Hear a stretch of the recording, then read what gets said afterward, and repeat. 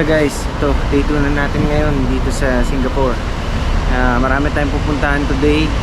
Mamaya pupunta tayo dun sa Lau Pa Sat. Yun yung pinakasikat na kainan ng street food dito. Pinupuntahan yun ng mga lokal tsaka ng mga turista. Yan, nasa may Clarke Quay tayo ngayon. Ganda ng paligid dito, kita nyo sa beach. Breakfast lang tayo ngayon, late breakfast.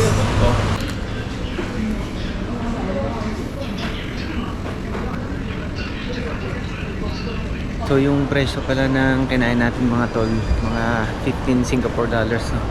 So mga kulang-kulang mga 600 pesos yun sa atin, 580, mga ganun. Pero masarap naman yung burger nila, yung quality okay na okay. Medyo pricey nga lang siya kasi nga ganyan talaga dito sa Singapore. So second day pa lang natin, ganyan mga fast food dito. Ganyan ang presyo talaga nila, hindi nagkakalayo. Lalo na pag sa mga restaurant kayo kumain, syempre medyo mas pricey. Pero okay naman ang mga pagkain dito, masarap talaga. Kaya ito naman may bibilin lang tayo. Hanap tayo ng Daiso.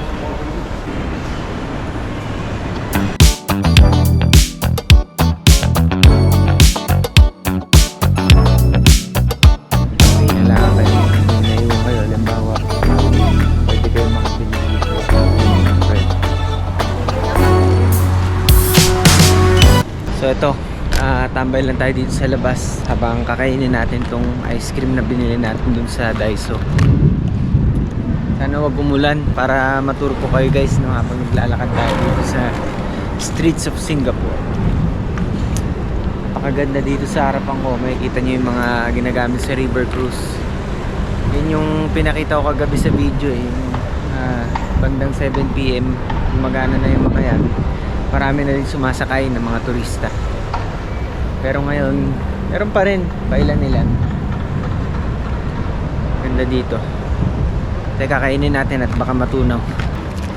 Masarap to guys, oh. Choco mint flavor siya. Tsaka made in Japan. So alam niyo na pag ganun, quality yan. Tikman natin.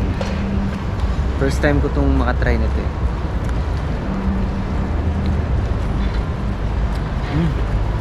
Parang mamahalin yung lasa mga tol. Tsaka lamig sa bibig. Mint kasi. Sarap, sarap. Makakatipid kayo dito pag kumain kayo dun sa mga hawker kung tatawagin. Para siyang karinderya style sa atin, pero ini-inspect ng government yung quality ng food, kaya malinis lahat. Hindi kayo mag-aalala. $5 lang minsan, busog na kayo. Meron na kayong rice meal o kaya yung pansit-pansit, noodles, yan. Chinese style, Malay style, marami silang option. Wala nga lang aircon. Kaya ganun yung presyo kamura. Pero sa pagkain, panalo. Mamaya, makikita nyo dun sa pupuntahan natin. Dito kasi sa SG, pag marunong ka mag-adjust, tas dito ka rin nagtatrabaho, makakaipon ka talaga ng malaki.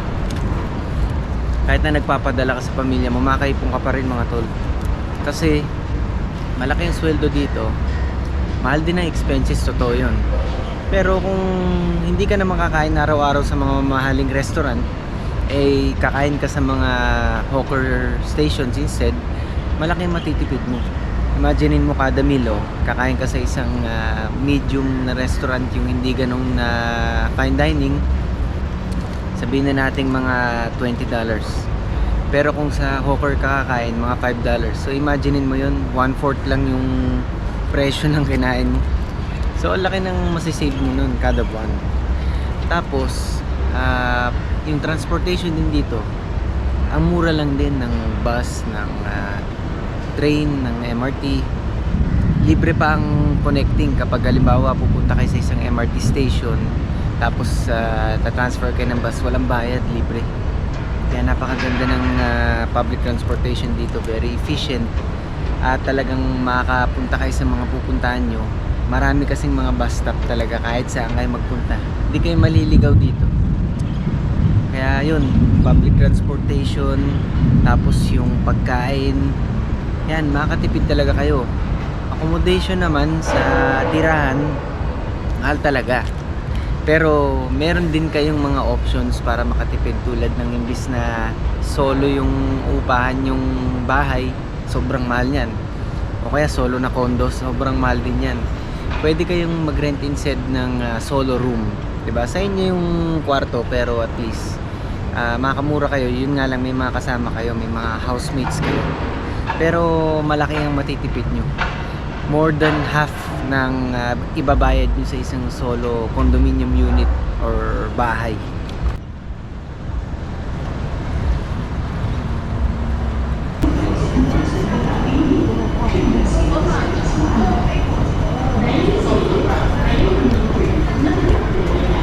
So ito yung Clarke Quay MRT station mga tol. Makikita nyo, napakalinis. Tsaka dito, pagka nandito kayo sa loob ng MRT station, kahit saan pa yan, bawal kumain, tsaka bawal uminom. Kung hindi, pag nahuli kayo, magbabayad kayo ng malaking fine, $1,000. So hindi ko alam yung eksakto, pero malaki. So wag nyo nang babalakin mga tol. At tsaka to, pag sinabing 3 minutes, ayan, nasa monitor, darating talaga yung eksakto. Kaya very efficient dito kahit sa mga bus. Ganda, ang ganda. Dito ang pinaka-modern na train station sa buong mundo sa pagkakaalam ko. Tsaka sa mga napuntahan ko dito talaga masasabi ko. Tsaka yan, ang daming camera. Hindi kayo pwedeng mawalan dito ng gamit. Kahit mag-iwan kayo dyan, kahit na mag-iwan kayo ng bag nyo, ng mamahaling gamit, kahit pa laptop yan, walang gagalaw niyan dito mga tol. Kasi very safe. Pupunta tayo ngayon guys dun sa may Orchard Road. Tsaka titingin din tayo ng mga gitara dun sa may City Hall MRT station. Dito pala pwede kayong makatransfer ng libre, diba sabi ko? Basta may time limit yun. 15 minutes pagka sa MRT station. Pagka naman bus ang katransferan nyo, 45 minutes ang limit. Tapos up to 5 transfers pwede nyong gawin na libre.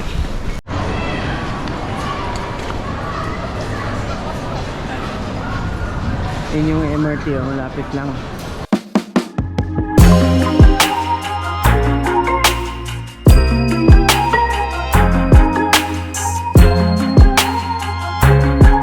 Dito tayo ngayon sa 313 Somerset guys. Naghanap lang ako ng electronic store. Bibili ako ng SD card reader para makapag-edit tayo ng mga videos natin. Ganda ng mall dito. Para siyang high-end mall pero hindi pa ito yun. Naka-carpet. Para ka nasa hotel.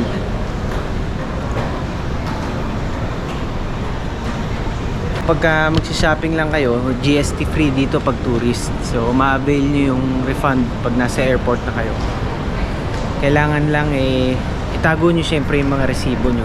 Tapos dun nyo siya mare-refund sa Changi Airport, hindi sa mismo store. Pero kagandahan dun, yung 9% ata yun na tax refund. Pag malaking amount na binili nyo, parang discount nyo na yun. Yan, may Challenger doon. Doon tayo pupunta para makapaghanap nung nahanap ko na item.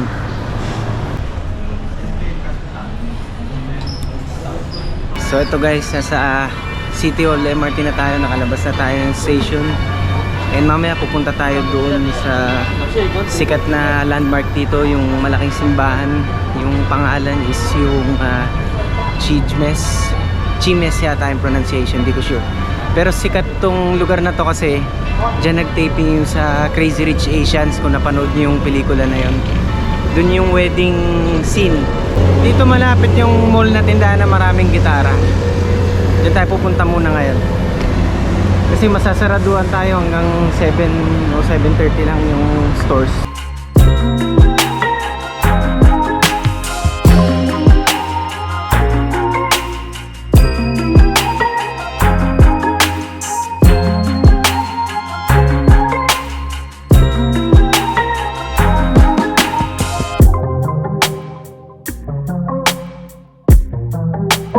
Para mga high-end dito, check natin. Gaganda ng naka-display oh. Ayun yung presyo, $2,000. So, tinan nyo tol. Ito, sa dulo, 2,000. Ito, 5,400. Gaganda. Presyong kotse mga tol.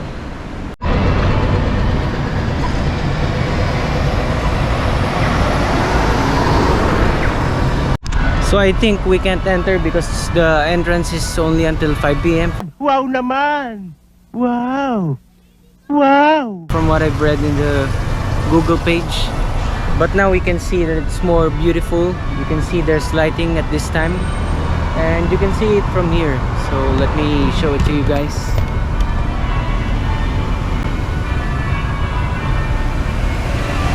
So it's a very beautiful neo-classical church. And this is where the movie Crazy Rich Asians filmed.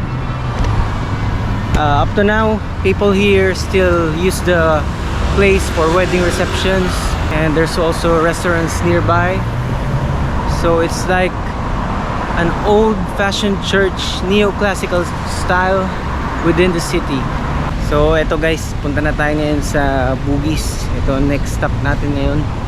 Yung lugar na to na pupuntahan natin is malaking area siya na maraming mga tindahan ng damit, mga retail shops, mga chocolates, marami kayo makikita dun. Pati mga souvenir items. Pag naghanap kayo ng souvenir items, dito talaga ang puntahan. Marami kasi mga tindahan dun. Kaya mag-MRT tayo ngayon. From City Hall MRT yan, pupunta tayo ng Bugis Station. Tapos walking distance na lang mula dun. So guys, nasa loob tayo ng mall. Patawid tayo ng Bugis Junction. Connected na naman to sa MRT. So ito guys, bili tayo ng mga serum dito. Ganda dito kasi Korean brand to. So nakagamit na rin ako ng isa niyan, yung retinol. Okay naman. So ito, baka kuha muna tayo nito dalawa. May promo kasi sila, 2 for 74.20. So okay yan, makamura tayo. Tapos ito naman yung hyaluronic serum, $58. So yan, dalawa na yan. Yan yung ginagamit ko lang naman. Wala nang iba. Sunscreen lang pag umaga. Maintenance. Yan mga tol, nakabili na tayo ng ano natin. Thank you so much. Thank you. Ang bait niya kasi dami mga freebies na binigay sa atin. May mga mask. Pakita ko sa inyo para ma-check nyo din pag pumuna to. So ito yung mga items. So tingnan nyo. Ayan. Ito lang binili natin, dalawang box. Tsaka to. Tapos may mga binigay siya mga same nito na serum pero libre. Tapos ang daming mask ko. Ayan o. Meron pa nito. Meron pa nito. Ayan o. Cleansing foam. Ang dami binigay na freebies. Tapos may tax refund pa. Kaya marerefund natin yung 9% na GST sa airport. Pero sa Korea mas mura to, alam ko eh. Kaya lang gagastos ka pa ba ng plane ticket para lang bumili ng ilang piraso, di ba? So okay na dito. Yan, punta na tayo din sa Bugis Street.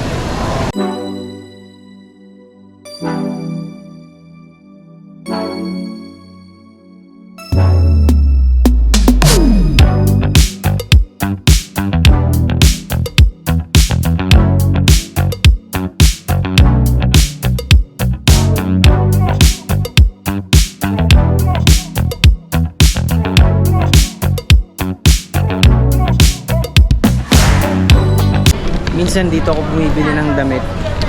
Mura lang kasi may 2 for 1 promo sila. Bili tayong ano dito, food dito, merienda.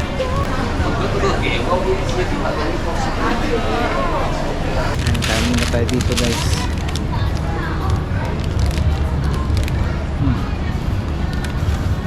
Sarap ng waffle, mainit.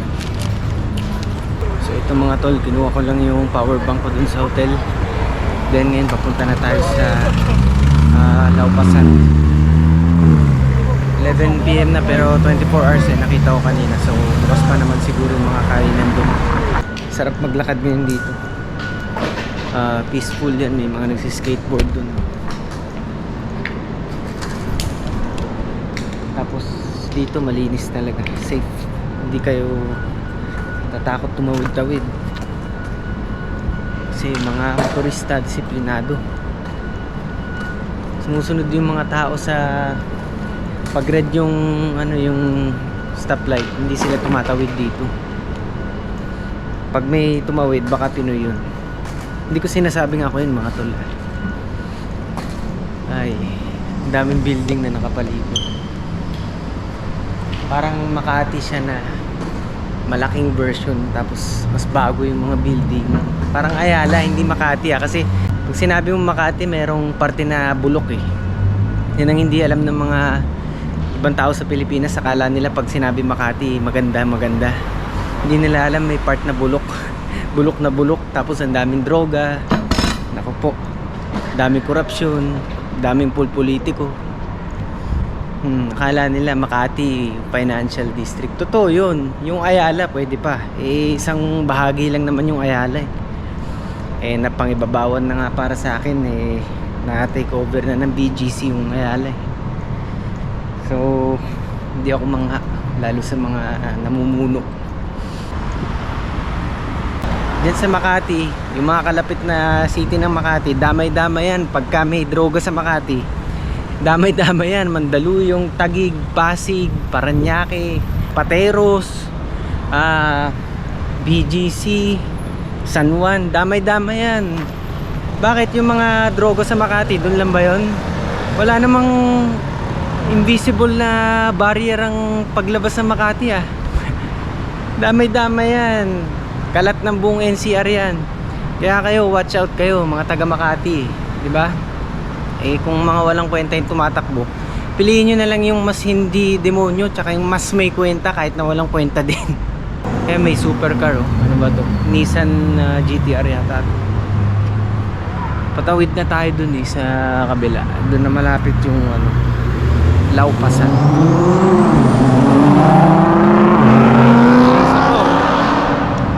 Dito pala, ayan, napadaan yung mga kotse. Yung topic naman natin, yung speed limit.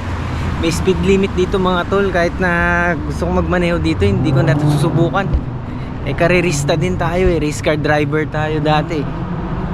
Hanggang below 100 lang yata sa alam ko 80 o something ganun. Hindi pa pwede sa akin yun mga tol. 160, 180 sa akin parang relax lang Takbuhan ko dati sa Clark International Speedway sa Pampanga, tsaka sa Batangas Racing Circuit. Legal na race talaga. Nagda-drag racing din tayo. Hindi drag na DRUG DRAG.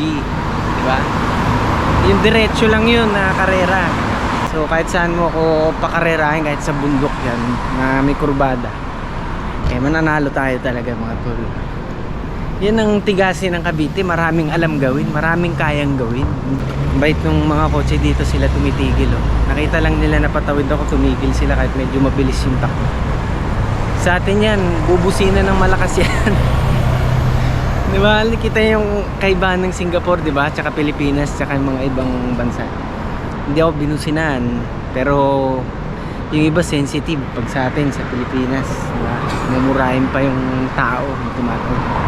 Bili muna tayo ng drinks, tapos doon tayo sa labas. May mga chicken satay doon. Bili tayo ng juice. How much? 250.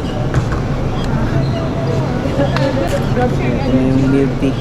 Order lang tayo ng rice kasi feeling ko yung mga nandun mga inihaw lang mga chicken skewers. Bili muna tayo ng rice dito sa Chinese resto. Habang ginagawa yung fried rice natin, bili muna tayo ng chicken skewer. $9 yung fried rice, tapos pinatanggal ko yung mga hipon. Pero ano siya, fried rice pa rin. Chicken nga lang yung sinahog. Bili tayo dito.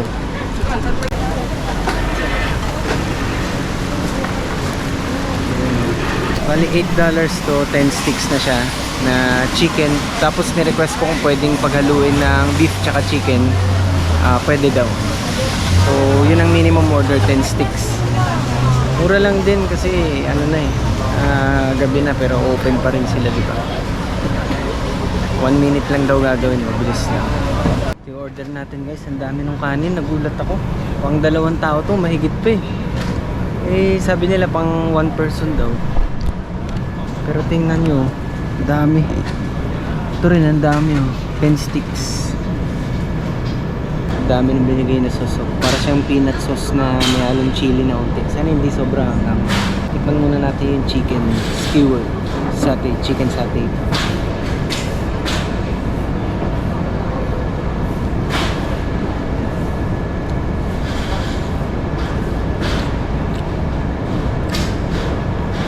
Napakasarap mga tol. Medyo maanghang pero bagay na bagay siya dito. Manamis-namis yung chicken. Siyempre bagong luto, mainit, masarap talaga. Tapos haluan mo pa ng fried rice. Tingnan natin.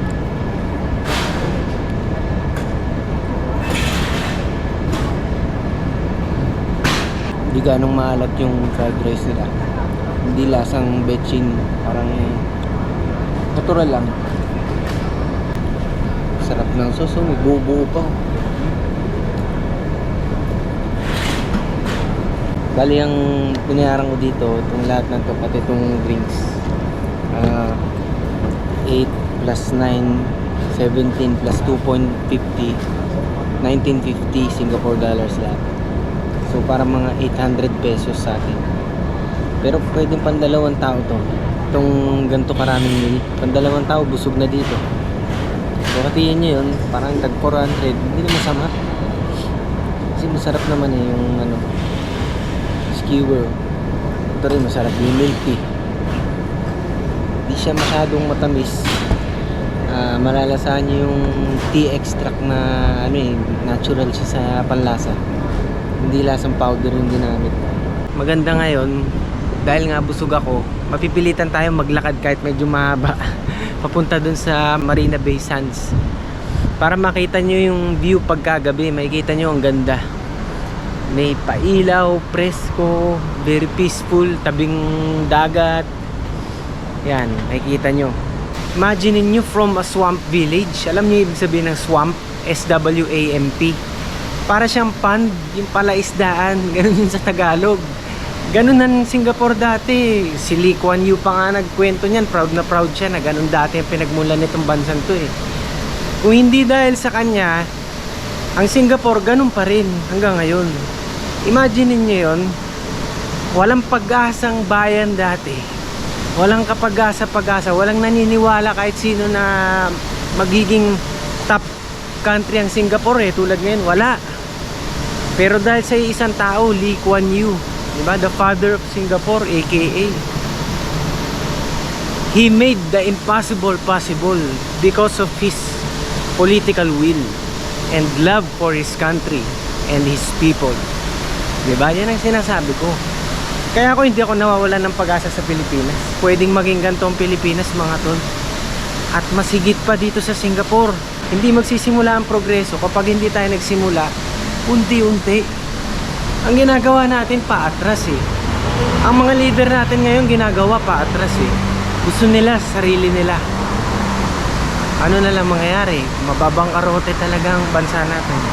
Ayan, pag sinabing Pilipino, masakit sa dibdib ko eh. Parang tingin nila bayan ng Chima yung Pilipinas eh. Nakakayamang hindi nila aminin pero ramdam ko mga tol eh. Hindi man ako pinagkakamalang Pilipino, hindi naman sa gusto ko yung gano'n no. Pero masakit eh pag nakikita ko yung once na marinig nilang I'm from Philippines, sinasabi kong gano'n. Parang ang baba ng tingin talaga mga tol. Masakit sa dibdib. Sabi ko, hindi ko gustong alisin yung ano, yung pagiging Pilipino ko, pero minsan kasi nakakagalit eh. Nakakagalit na pinandidirian tayo ng ibang mga nationalities dahil sa kagagawan ng mga leader natin. Nababalitaan nila all over the internet yung mga kahayupan ng mga politiko sa atin, pagnanakaw, korupsyon, yung pagsuko sa ating greatest president na si Digong, pantatraidor, ugaling Makapili yun mga tol eh. Search nyo yung Makapili sa Wikipedia. Panahon pa ng mga Hapon yan eh, yung traidor. Makapili yun sa mga millennials. May bago kayong word na natutunan sa akin na.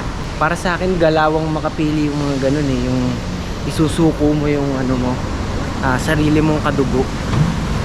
Maling-mali yun mga tol, kahit sabihin yung ano pang dahilan nila. Legally speaking na nga, wala kang base yan di ba? Pinag-aaralan ng mga abogado din yung batas na yan Para namang hindi umiiral ang batas sa atin kung ganun, di ba? Parang puro kapangyarihan na lang kung sino nakaupo, di ba? Sana matapos na lahat nito. Sana isang araw magising tayo katulad na tayo nitong Singapore. Yung mga binanggit kong mga OFW dito, yung mga nangangatulong dito, sana isang araw makapagtayo sila ng mga business. Sana isang araw hindi na nila kailangan malayo sa pamilya nila. Wala akong masyadong kamag-anak na nagiging OFW sa totoo lang. Pero nanay ko nasa ibang bansa. Pero hindi naman siya nangatulong na ganito. Yung mga nakikita ko dito madalas na Pinoy sa Singapore, nangangatulong. Legal naman yun, wala naman masama. Marangal na trabaho. Pero masakit lang yung kung ilagay ko yung sarili ko sa kanila. Ang hirap. Hindi ko ma-imagine yung sakripisyo nila dahil sa pera, kasi kailangan na kailangan nila ng pera Yan, syempre mga Duterte at syempre VP Sara, mga may pagmamahal yan sa bayan natin. Yung hindi para sa kanila yung ginagawa nila kundi nagiging isang patriot sila na may pakialam para sa kanilang kapwa. Ito na, maambon na, pero dahil gusto ko ipakita sa inyo, di bale nang maulanan tayo, kasi eto na, hindi lakad pa. Ang ganda yan yan ang sinasabi ko pagkagabi. Marina Bay Sands, yan yung mall sa ibaba na yan, mall yung nasa na yan. So at least nakakita nyo ngayon ng ang Marina Bay pagkagabi. Ang ganda, napakaganda ng pagkakagawa o architecture. Hindi siya basta-basta design. Yun mga tol, so sana nag-enjoy kayo sa ating vlog for today. At hanggang sa muli, nag-iisang tigasin ng Cavite, Win Andrada.